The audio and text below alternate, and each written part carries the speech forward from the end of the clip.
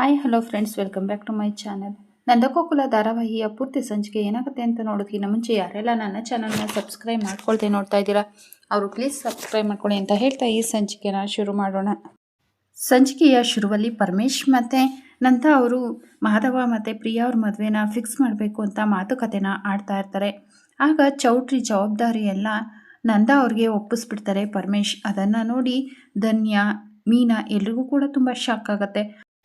ಊಟದ ಜವಾಬ್ದಾರಿ ಮಾತ್ರ ಅವ್ರು ತಗೊಳ್ತಾರೆ. ಆಗ ಮೀನವರು ಪರವಾಗಿಲ್ಲ, ಇವ್ರು ತುಂಬ ಜಾಣರು, ಅಲ್ಲ ಜಾಸ್ತಿ ಖರ್ಚಿರೋದನ್ನ ನಮಗೆ ಹೇಳಿಬಿಟ್ಟು ಕಡಿಮೆ ಖರ್ಚಾಗೋದು ಅಡುಗೆದು ಅದನ್ನು ಮಾತ್ರ ಅವರು ವಹಿಸ್ಕೊಂಡಿದ್ದಾರೆ, ಇರಲಿ ಅಂತ ಹೇಳ್ಬಿಟ್ಟು ಮೀನವರು ಮನಸ್ಸಲ್ಲೇ ಅಂದ್ಕೊಳ್ತಾರೆ. ಗಿರ್ಜಾ ಅವರು ಸರಿ, ನಾವು ಮಾಂಗಲ್ಯ ಸರನ ತೊಗೊಂಡು ಬರ್ತೀವಿ, ಒಂದು 35 ಗ್ರಾಮಲ್ಲಿ 2 ಎಳೆ ಸರ ತೊಗೊಂಡು ಬರ್ತೀವಿ, ನಿಮಗೆ ಓಕೆನಾ ಅಂತ ಹೇಳ್ಬಿಟ್ಟು ಕೇಳ್ತಾರೆ. ಆಗ ಗಿರ್ಜಾ ಅವ್ರ ಮಾತನ್ನ ಕೇಳಿ ಪರಮೇಶ್ ಮತ್ತು ಅವ್ರ ಹೆಂಡತಿಗೆ ತುಂಬಾ ಖುಷಿಯಾಗತ್ತೆ. ಮೀನಾ ಅವರು ಕೇಶವನ ಹತ್ರ, ಅಲ್ಲ ಕೇಶವ, ಇದು ಮೋಸ, ನಾನು ಮತ್ತು ಅಮ್ಮ ಮದುವೆ ಆಗಿ ಅರಿಶಿಣದ ದಾರದಲ್ಲೇ ಇದ್ದೀವಿ, ಆದರೆ ನಮಗೆ ಮಾತ್ರ ಮಾಂಗಲ್ಯ ಸರ ಇಲ್ಲ, ಆದರೆ ಈಗ ಮಾಧವ ಬಾಬುನ ಹೆಂಡತಿಗೆ ಮಾತ್ರ ಸರ ಮಾಡಿಸ್ಕೊಡ್ತಾ ಇದ್ದಾರೆ, ಇದು ಬಲು ಮೋಸ ಅಂತ ಹೇಳ್ಬಿಟ್ಟು ಮೀನಾ ಹೇಳಿದಾಗ, ಹೌದಲ್ವಾ ಮೀನಾ, ನಾನು ಇದ್ರ ಬಗ್ಗೆ ಯೋಚನೆ ಮಾಡಲಿಲ್ಲ, ಪರವಾಗಿಲ್ಲ ಮೀನಮ್ಮ, ನೀನೇನು ಟೆನ್ಷನ್ ಮಾಡ್ಕೋಬೇಡ, ಇದ್ರ ಬಗ್ಗೆ ನಾನು ಯೋಚನೆ ಮಾಡ್ತೀನಿ ಅಂತ ಹೇಳ್ಬಿಟ್ಟು ಕೇಶವ ಹೇಳ್ತಾನೆ. ಮೀನಾ ಅವರು ಸರಿ ನೋಡ್ತೀನಿ ಅಂತ ಹೇಳ್ಬಿಟ್ಟು ಸುಮ್ಮನಾಗ್ಬಿಡ್ತಾರೆ. ಅಷ್ಟರೊಳಗಡೆ ಅಲ್ಲಿಗೆ ಪುರೋಹಿತರು ಬರ್ತಾರೆ. ಆಗ ಅವರು 3 ದಿನಾಂಕಗಳನ್ನು ಕುರ್ತು ಹಾಕ್ಕೊಂಡು ಬಂದಿರ್ತಾರೆ. ಆಗ ಆ ದಿನಾಂಕಗಳನ್ನು ಹೇಳಿದಾಗ ಜನವರಿ 10ನೇ ತಾರೀಕು ಮದುವೆ ಮಾಡೋದಕ್ಕೆ ಅಂತ ಎಲ್ಲರೂ ಸಹ ದಿನವನ್ನು ಬುಕ್ ಮಾಡ್ತಾರೆ. ಆಗ ಎಲ್ರಿಗೂ ಕೂಡ ತುಂಬ ಖುಷಿಯಾಗತ್ತೆ. ಆಗ ಪ್ರಿಯಾ ಅವ್ರ ಅಮ್ಮ, ನಿಮ್ಮ ಹತ್ರ ಇನ್ನೊಂದೇ ಒಂದು ರಿಕ್ವೆಸ್ಟು, ಅದೇನೋ ಫೋಟೋಶೂಟ್ ಅಂತಾರಲ್ಲ ಅದನ್ನು ಮಾಡಿಸ್ಕೊಳ್ಬೇಕು ಅಂತ ನನ್ನ ಮಗಳಿಗೆ ತುಂಬ ಆಸೆ ಇದೆ, ನೀವು ಮನಸ್ಸು ಮಾಡಿದ್ರೆ, ನೀವು ಒಪ್ಪಿಗೆ ಕೊಟ್ಟರೆ ಆ ಫೋಟೋಶೂಟ್ ಒಂದು ಮಾಡಿಸ್ಬೋದಿತ್ತು ಅಂತ ಹೇಳ್ಬಿಟ್ಟು ಹೇಳ್ತಾರೆ. ಆಗ ನಂದ ಅವರು, ಬೇಡ, ನನಗೆ ಅದೆಲ್ಲ ಇಷ್ಟ ಆಗೋದಿಲ್ಲ, ಈಗಿನ ಕಾಲದ ಹುಡುಗರು ಆ ಥರ ಎಲ್ಲ ಫೋಟೋ ತೆಗೆಸ್ಕೊಳ್ಳೋದು ನನಗೆ ಇಷ್ಟ ಆಗೋದಿಲ್ಲ, ಒಬ್ರನ್ನೊಬ್ರು ತಪ್ಪಿಕೊಂಡು ಆ ಥರ ಎಲ್ಲ ಅಸಹ್ಯವಾಗಿರುತ್ತೆ, ಏನು ಬೇಡ ಅಂತ ಹೇಳ್ಬಿಟ್ಟು ನಂದವ್ರು ಹೇಳ್ತಾರೆ. ಆಗ ಸರಿ ಬಿಡಿ, ನಿಮ್ಗೆ ಇಷ್ಟ ಇಲ್ಲ ಅಂದರೆ ಬೇಡ ಅಂತ ಹೇಳ್ಬಿಟ್ಟು ಹೇಳ್ತಾರೆ. ಆಗ ಎಲ್ಲರೂ ಕೂಡ ತುಂಬ ಖುಷಿಯಿಂದ ಮನೆಗೆ ವಾಪಸ್ ಬರ್ತಾರೆ. ಸೂರ್ಯಕಾಂತ್ ಮತ್ತು ಚಂದ್ರಕಾಂತ್ ಅವರು ಎಲ್ಗೋ ಹೊರಟಿರ್ತಾರೆ. ಕಾರ್ ತಗೊಂಡು ಹೋಗ್ತಾ ಇರಬೇಕಾದ್ರೆ ಆಪೋಸಿಟ್ಟಾಗಿ ನಂದಾ ಫ್ಯಾಮಿಲಿಯವರು ಬರ್ತಾರೆ. ಅದನ್ನು ನೋಡಿ ಅವ್ರಿಗೆ ತುಂಬಾ ಬೇಜಾರಾಗುತ್ತೆ, ಕೋಪ ಬರುತ್ತೆ. ಆಗ ನಂದ ಅವರು ಕಾರಿಂದ ಇಳಿದು, ಗಿರ್ಜಾ ಬಾ ಇಲ್ಲಿ, ಯಾರೋ ಹೇಳ್ತಾ ಇದ್ರು ನಂದ ತನ್ನ ಮಕ್ಕಳು ಮದುವೆ ಮಾಡೋದೇ ಇಲ್ಲ ಅಂತ, ಈಗ ನಾನು ನನ್ನ ಮಗ ಮಾಧವನ ಮದುವೆನ ಫಿಕ್ಸ್ ಮಾಡ್ಕೊಂಡು ಬಂದಿದ್ದೀನಿ ಅಂತ ಖುಷಿಯಿಂದ ಹೆಮ್ಮೆಯಿಂದ ಹೇಳ್ಕೊಳ್ತಾರೆ. ಅದನ್ನು ಕೇಳಿ ಸೂರ್ಯಕಾಂತ್ ಮತ್ತು ಚಂದ್ರಕಾಂತ್ ಅವ್ರಿಗೆ ಕೋಪ ಬರುತ್ತೆ. ಆಗ ಕೇಶವ, ಅಪ್ಪ ನಾನು ಎಲ್ರಿಗೂ ಕಾರ್ಡನ್ನು ಹಂಚ್ತೀನಿ ಅಂತ ಹೇಳ್ಬಿಟ್ಟು ಹೇಳ್ತಾರೆ. ಆಗ ನಂದ ಅವರು, ಹೌದು ಎಲ್ರಿಗೂ ಕಾರ್ಡನ್ನು ಕೊಡಬೇಕು ಅಂತ ಹೇಳ್ಬಿಟ್ಟು ಹೇಳ್ತಾರೆ. ಮೀನಾ ಅವರು, ಹೌದು ಕೇಶವ, ನಾನು ಬಟ್ಟೆ ಹೊಲಾಗ್ತೀನಲ್ಲ ಟೈಲರ್, ಅವ್ರಿಗೂ ಕೂಡ ಕೊಡಬೇಕು ಅಂತ ಹೇಳ್ತಾರೆ. ಸರಿ ಅಂತ ಹೇಳ್ಬಿಟ್ರು. ಎಲ್ಲರೂ ಖುಷಿಯಿಂದ ಮಾತಾಡ್ತಾ ಇರಬೇಕಾದ್ರೆ ಅದನ್ನು ನೋಡಿ ಸೂರ್ಯಕಾಂತ್ ಮತ್ತು ಚಂದ್ರಕಾಂತ್ ಅವ್ರಿಗೆ ತುಂಬ ಕೋಪ ಬರುತ್ತೆ. ಗಿರ್ಜಾ ಅವರು, ಅಲ್ಲ ನೀವು ಯಾಕೆ ಈ ವಿಷಯನ ಅವ್ರ ಹತ್ರ ಹೇಳೋಕ್ಕೋದ್ರಿ, ಅವ್ರು ಏನಾದರೂ ಮದುವೆಗೆ ತೊಂದರೆ ಮಾಡಿದ್ರೆ ಏನು ಮಾಡೋದು ಅಂತ ಹೇಳ್ಬಿಟ್ಟು ಟೆನ್ಷನ್ ಮಾಡ್ಕೊಳ್ತಾರೆ. ಆಗ ಮೀನಾ ಅವರು, ಅತ್ತೆ ಆ ರೀತಿಯೆಲ್ಲ ಏನೂ ಆಗೋದಿಲ್ಲ, ನೀವೇನು ಟೆನ್ಷನ್ ಮಾಡ್ಕೊಳ್ಬೇಡಿ ಅಂತ ಹೇಳ್ಬಿಟ್ಟು ಹೇಳ್ತಾರೆ. ಮನೆಗೆ ಬಂದಂಥ ಸೂರ್ಯಕಾಂತ್ ಅವರು ಕೋಪದಿಂದ, ಈ ಸೂರ್ಯಕಾಂತ್ನ ಬಿಸಿ ಹೇಗಿರುತ್ತೆ ಅಂತ ನಾನು ಅವರಿಗೆ ತೋರಿಸ್ಬೇಕು, ನಾನು ಇಷ್ಟು ದಿನ ನಿನ್ನನ್ನು ತಡೆದೆ, ಈಗ ನಾನು ತಡೆಯೋದಿಲ್ಲ, ನೀನು ನಿನ್ನ ಕೆಲಸನ ಮಾಡು ಅಂತ ಹೇಳ್ಬಿಟ್ಟು ಹೇಳಿದಾಗ ಚಂದ್ರಕಾಂತ್ ಅವರು, ಅಣ್ಣ ನೀನು ಏನು ಹೇಳ್ತಾ ಇದೆಯಾ ಅಂತ ಹೇಳ್ಬಿಟ್ಟು ಕೇಳ್ತಾರೆ. ಹೌದು ನಾನು ಹೇಳ್ತಾ ಇದ್ದೀನಿ, ಅಲ್ಲ ನನ್ನ ಮನೆ ಮದುವೆನೇ ನಿಲ್ಲಿಸ್ತಾ ಅಂಥದ್ರಲ್ಲಿ ಬಿಡು ಹೋಗಲಿ, ಪಾಪ ಮದುವೆ ಆಗಲಿ ಅಂತ ಅಂದ್ಕೊಂಡಿದ್ದೆ, ಆದರೆ ಈ ಮದುವೆ ಖಂಡಿತ ಆಗಬಾರ್ದು, ಅದು ಯಾರು ಏನು ಅಂತ ತಿಳ್ಕೊಂಡ ಅಂತ ಹೇಳ್ಬಿಟ್ಟು ಕೇಳ್ತಾರೆ. ಆಗ ಚಂದ್ರಕಾಂತ್ ಅವರು, ಹೌದು ಅವ್ನು ಯಾರೋ ಪರಮೇಶ್ ಅಂತೆ, ಅವ್ನ ಫೋನ್ ನಂಬರ್ ಕೂಡ ಕಲೆಕ್ಟ್ ಮಾಡಿದ್ದೀನಿ ಅಂತ ಹೇಳ್ಬಿಟ್ಟು ಹೇಳ್ತಾರೆ.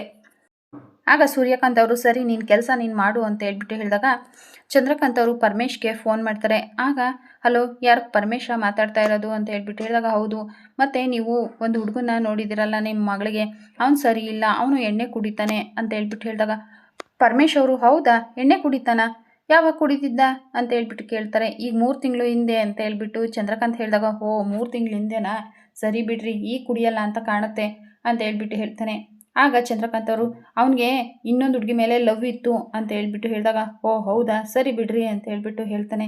ಇದೇನಿದು ನೀವು ಹಿಂಗೆ ಹೇಳ್ತಾ ಇದ್ದೀರಾ ಅಂತ ಹೇಳ್ಬಿಟ್ಟು ಚಂದ್ರಕಾಂತ್ ಕೇಳಿದಾಗ, ನೀವು ಲವ್ ಇತ್ತು ಅಂತ ಹೇಳ್ತಾ ಇದ್ರಿ, ಅದು ಭೂತಕಾಲ ಅಂತ ಹೇಳ್ಬಿಟ್ಟು ಪರಮೇಶ್ ಹೇಳ್ತಾರೆ. ಆಗ ಚಂದ್ರಕಾಂತ್ ಅವರು, ನೋಡಿ ಅವರು ಒಳ್ಳೆ ಜನ ಅಲ್ಲ, ಅವ್ರು ಸರಿ ಇಲ್ಲ ಅಂತ ಹೇಳ್ಬಿಟ್ಟು ಚಂದ್ರಕಾಂತ್ ಹೇಳಿದಾಗ ಪರಮೇಶ್ ಅವರು, ಹೌದಾ, ನಾವು ಕೂಡ ಸರಿ ಇಲ್ಲ, ಈಗ ಅವರು ಸರಿ ಇಲ್ಲ ಅಂದರೆ ನಾವು ಅವರು ಕೂಡ ಸರಿ ಇರೋದಿಲ್ಲ, ಸರಿ ಹೋಗುತ್ತಲ್ಲ ಅಲ್ಲಿಗೆ ಅಂತ ಹೇಳ್ಬಿಟ್ಟು ಹೇಳಿ ಫೋನನ್ನು ಕಟ್ ಮಾಡ್ತಾರೆ. ಅಷ್ಟೊತ್ತಿಗೆ ಪರಮೇಶ್ ಅವ್ರ ಹೆಂಡತಿ ಬರ್ತಾರೆ. ಏನ್ರಿ ಏನಾಯಿತು ಅಂತ ಕೇಳಿದಾಗ, ಅದೇ ಕಣೆ ಅವ್ರ ಮನೆ ಎದುರುಗಡೆಯವರು ಫೋನ್ ಮಾಡಿದರು, ಹುಡುಗ ಸರಿ ಇಲ್ಲ, ಎಣ್ಣೆ ಕುಡಿತಾನೆ, ಹಾಗೆ ಹೀಗೆ ಅಂತ ಮದುವೆ ನಿಲ್ಲಿಸೋಕ್ಕೆ ಹೇಳಿದ್ರು ಅಂತ ಹೇಳ್ಬಿಟ್ಟು ಹೇಳಿದಾಗ, ಅದೇನೇ ಆಗಲಿ ಈ ಮದುವೆ ನಡಿಲೇಬೇಕು. ನಾವು ಇನ್ನೊಂದು ಸರಿ ನಂದಕುಮಾರ್ ಅವ್ರ ಮನೆ ಹತ್ರ ಹೋದಾಗ ಅವ್ರನ್ನ ಸರಿಯಾಗಿ ಕ್ಲಾಸ್ ತಗೊಳ್ಬೇಕು ರೀ ಅಂತ ಹೇಳ್ಬಿಟ್ಟು ಹೇಳ್ತಾರೆ. ಸೂರ್ಯಕಾಂತ್ ಅವರು, ಅಲ್ಲ ಕಣೋ ಚಂದ್ರಕಾಂತ್ ಏನಾಯಿತು, ಯಾಕೆ ಬೇಜಾರು ಮಾಡಿಕೊಂಡೆ ಅಂತ ಹೇಳ್ಬಿಟ್ಟು ಕೇಳಿದಾಗ, ಅಲ್ಲ ಅಣ್ಣ ಅವ್ನು ಯಾರು, ಅವನು ಹುಚ್ಚ, ನಾನು ಇಷ್ಟೆಲ್ಲ ಹೇಳಿದ್ರು ನಾನು ನನ್ನ ಮಗಳನ್ನ ಅವ್ರಿಗೆ ಕೊಡೋದು ಅಂತ ಹೇಳ್ತಾ ಇದ್ದಾನಲ್ಲ, ಏನು ಮಾಡೋದು ಅಂತ ಹೇಳ್ಬಿಟ್ಟು ಟೆನ್ಷನ್ ಮಾಡ್ಕೊಳ್ತಾರೆ ಸೂರ್ಯಕಾಂತ್ ಮತ್ತು ಚಂದ್ರಕಾಂತ್. ನಂದ ಅವರು ಪೇಪರ್ ಓದ್ತಾ ಕೂತಿರ್ತಾರೆ.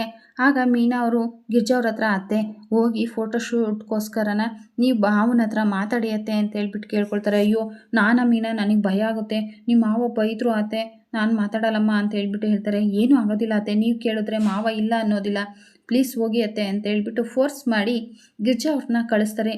ಗಿರ್ಜಾ ಅವರು ನಂದ ಅವ್ರ ಹತ್ರ ಬಂದು, ರೀ ಏನು ಮಾಡ್ತಾಯಿದ್ದೀರಾ ಅಂತ ಹೇಳ್ಬಿಟ್ಟು ಕೇಳಿದಾಗ, ನಂದ ಅವರು ಕಾಣಿಸ್ತಾ ಇಲ್ವಾ ಅಂತ ಹೇಳ್ಬಿಟ್ಟು ಹೇಳ್ತಾರೆ. ಓ ಪೇಪರ್ ಓದ್ತಿದ್ದೀರಾ ಅಲ್ವಾ, ಅದು ಅಂತ ಹೇಳ್ಬಿಟ್ಟು ಗಿರ್ಜಾ ಅವರು ರಾಗ ಎಳಿಬೇಕಾದ್ರೆ, ನೀನೇನೋ ಕೇಳಬೇಕು ಅಂತ ಬಂದಿದ್ಯಾ, ಅದೇನು ಕೇಳು ಅಂತ ಹೇಳ್ಬಿಟ್ಟು ನಂದ ಅವ್ರು ಹೇಳ್ತಾರೆ.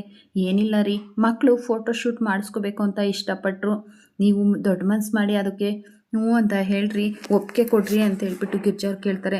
ಆಗ ನಂದವರು, ನೋಡು ಗಿರ್ಜಾ, ನನಗೆ ಅದೆಲ್ಲ ಇಷ್ಟ ಆಗೋದಿಲ್ಲ ಅಂತ ಹೇಳ್ಬಿಟ್ಟು ಹೇಳ್ತಾರೆ.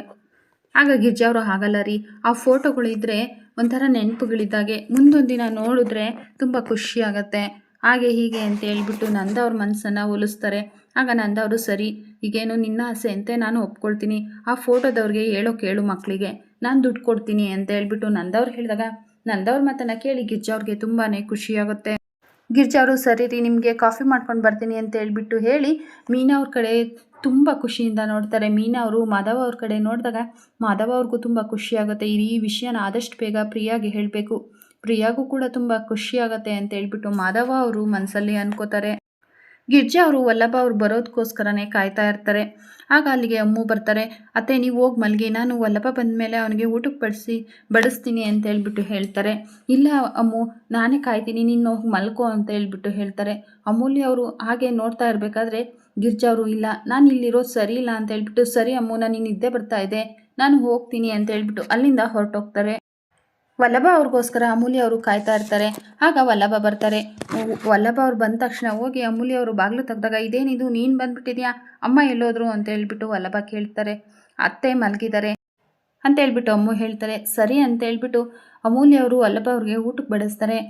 ಏನಿದು, ನೀನಿನ್ನ ಮಲಗಿಲ್ಲ ಅಂತ ಹೇಳ್ಬಿಟ್ಟು ವಲ್ಲಭ ಕೇಳಿದಾಗ, ನೀನು ಬರಲಿ ಅಂತ ಕಾಯ್ತಾ ಇದ್ದೆ, ಅದು ಸರಿ, ನೀನೇನು ಇತ್ತೀಚೆಗೆ ರಾತ್ರಿ ಎಲ್ಲೆಲ್ಲೋ ಹೋಗ್ತೀಯಲ್ಲ, ಎಲ್ಲಿಗೆ ಹೋಗ್ತೀಯಾ ಅಂತ ಹೇಳ್ಬಿಟ್ಟು ಅಮ್ಮು ಕೇಳ್ತಾರೆ. ಅದೆಲ್ಲ ನಿನ್ಗೆ ಯಾಕೆ, ಅದನ್ನೆಲ್ಲ ನೀನು ಕೇಳೋ ಆಗಿಲ್ಲ ಅಂತ ಹೇಳ್ಬಿಟ್ಟು ವಲ್ಲಭ ಹೇಳಿದಾಗ, ಅಯ್ಯೋ ಅಷ್ಟಕ್ಕೆ ಯಾಕೆ ಇಷ್ಟೊಂದು ಸಿಟ್ಟು ಮಾಡ್ಕೊಳ್ತೀಯ ಅಂತ ಅಮೂಲ್ಯ ಅವರು ಕೋಪ ಮಾಡ್ಕೊಳ್ತಾರೆ. ಸರಿ ಅಂತ ಹೇಳ್ಬಿಟ್ಟು ಅಲ್ಲಿ ಊಟಕ್ಕೆ ಅಂತ ತಂದಿದ್ದಂತಹ ಎಲ್ಲ ಪಾತ್ರೆಗಳನ್ನು ಎತ್ತಿಡ್ತಾ ಇರ್ತಾರೆ. ಆಗ ವಲ್ಲಭ ಅಮೂಲ್ಯ ಅವ್ರಿಗೆ ಸಹಾಯ ಮಾಡೋಕೆ ಹೋದಾಗ, ಏನು ಬೇಡ ನಾನು ಎತ್ತಿಡ್ತೀನಿ ಬಿಡು ಅಂತ ಹೇಳ್ಬಿಟ್ಟು ಅಮೂಲ್ಯ ಹೇಳ್ತಾರೆ. ಆಗ ಪರವಾಗಿಲ್ಲ, ನೀನು ನನಗೆ ಇಷ್ಟೊತ್ತಿನವರೆಗೂ ಎದ್ದಿದ್ದು ಊಟಕ್ಕೆ ಬಡಿಸಿದೆಯಲ್ಲ, ಅದಕ್ಕೆ ನಿನಗೆ ಹೆಲ್ಪ್ ಮಾಡ್ತೀನಿ ಅಂತ ಹೇಳ್ಬಿಟ್ಟು ಇಬ್ಬರೂ ಸಹ ಅಡುಗೆ ಮನೆ ಒಳಗಡೆ ಎಲ್ಲ ಎತ್ತಿಡಬೇಕಾದ್ರೆ ಒಬ್ರಿಗೊಬ್ಬರು ಡಿಕ್ಕಿ ಹೊಡಿತಾರೆ. ಫ್ರೆಂಡ್ಸ್, ಇಲ್ಲಿಗೆ ನಂದಗೋಕುಲ ಧಾರಾವಾಹಿಯ ಶುಕ್ರವಾರದ ಪೂರ್ತಿ ಸಂಚಿಕೆ ಮುಕ್ತಾಯವಾಗುತ್ತೆ. ನಾಳಿನ ಸಂಚಿಕೆಯಲ್ಲಿ ನಂದನ ಮನೆಯವರು ಎಲ್ಲರೂ ಸಹ ಬಟ್ಟೆ ತೆಗೆಯೋದಕ್ಕೆ ಅಂತ ಹೋಗಿರ್ತಾರೆ. ಗಿರ್ಜಾ ಅವರು, ರೀ ಬೀಗ್ರ ಮನೆಯವರು ಬರೋದು ಲೇಟ್ ಆಗುತ್ತೆ ಅನಿಸುತ್ತೆ, ನಾವು ಪ್ರಿಯಾಗೆ ಧಾರೆ ಸೀರೆನ ತೆಗಿಯೋಣ ಅಂತ ಹೇಳ್ತಾರೆ. ಆಗ ಮೀನವರು, ಅತ್ತೆ ನಾವು ತೆಗಿಯೋದಕ್ಕಿಂತ ಮಾಧವ ಭಾವ ತೆಗೆದ್ರೆ ಚೆನ್ನಾಗಿರುತ್ತೆ ಅಂತ ಹೇಳ್ಬಿಟ್ಟು ಹೇಳ್ತಾರೆ. ಆಗ ಗಿರ್ಜಾ ಅವರು, ಪಾಪ ನಮ್ಮ ಮಾಧವ್ಗೆ ಅದೆಲ್ಲ ಗೊತ್ತಾಗೋದಿಲ್ಲ ಅಂತ ಹೇಳ್ಬಿಟ್ಟು ಗಿರ್ಜಾ ಅವ್ರು ಹೇಳಿದಾಗ, ಅತ್ತೆ ಅಲ್ಲಿ ನೋಡಿ ಅಂತ ಹೇಳ್ಬಿಟ್ಟು ಮೀನಾ ಅವರು ಮಾಧವ್ ಅವ್ರ ಕಡೆ ತೋರಿಸ್ತಾರೆ. ಆಗ ಮಾಧವ ಅವರು ಆಲ್ರೆಡಿ ಸೀರೆನ ಸೆಲೆಕ್ಟ್ ಮಾಡ್ತಾ ಇರ್ತಾರೆ. ಅದನ್ನು ನೋಡಿ ಎಲ್ಲರೂ ಕೂಡ ತುಂಬ ಖುಷಿ ಪಡ್ತಾರೆ. ಫ್ರೆಂಡ್ಸ್, ಈ ಸಂಚಿಕೆ ಇಷ್ಟ ಆಗಿದ್ರೆ ಲೈಕ್ ಮಾಡಿ, ಶೇರ್ ಮಾಡಿ. ಇದೇ ಥರ ಎಲ್ಲ ಸಂಚಿಕೆಗಳನ್ನು ನೀವು ನೋಡಬೇಕು ಅಂತ ಹೇಳಿದ್ರೆ ಮರೆಯದೆ ನಮ್ಮ ಚಾನಲ್ನ ಸಬ್ಸ್ಕ್ರೈಬ್ ಮಾಡಿಕೊಂಡು ಸಪೋರ್ಟ್ ಮಾಡಿ. ವಿಡಿಯೋ ನೋಡಿದ್ದಕ್ಕಾಗಿ ಧನ್ಯವಾದಗಳು.